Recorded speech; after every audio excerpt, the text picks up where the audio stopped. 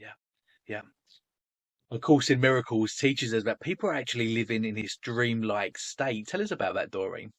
Oh my goodness. Yeah. So a lot of people in the New Age, David, are trauma survivors, and they've been abused, abandoned.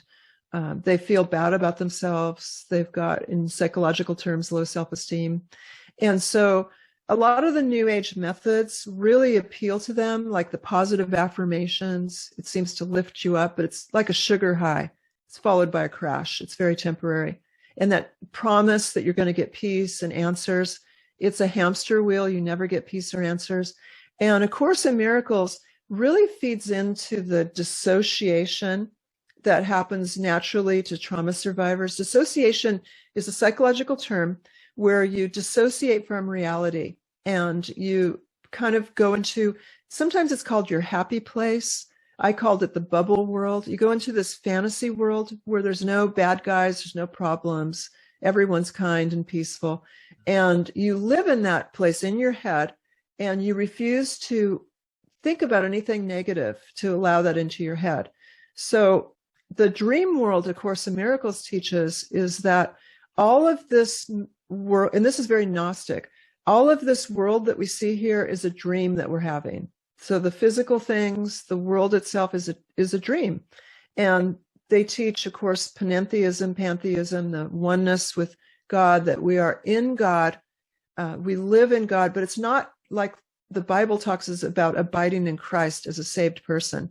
This is more like Hermetics and Gnosticism melded together. Hermetics says that we live inside of God's mind.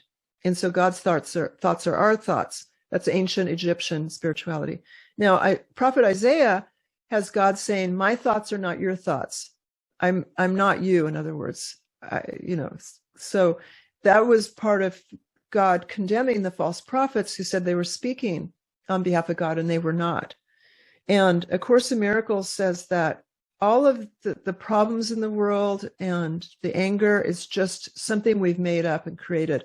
And a big line from A Course in Miracles that I used to meditate on is, I will awaken from this dream. And so what happened to me was I was denying reality. I was not taking care of myself. A lot of the people I knew in A Course, they call it the Course, would ignore health problems, would ignore balancing our checkbook. Our relationships were all shambles. The New Age relationships are shorter than Hollywood relationships. You kind of go through partners because you're searching for the positive person, and you don't want to deal with day-to-day relationship issues ever. So this whole thing, the Course in Miracles, is dangerous, and it can ruin your life and send you to hell if you're not saved. I can't emphasize how much we have to stay away from it.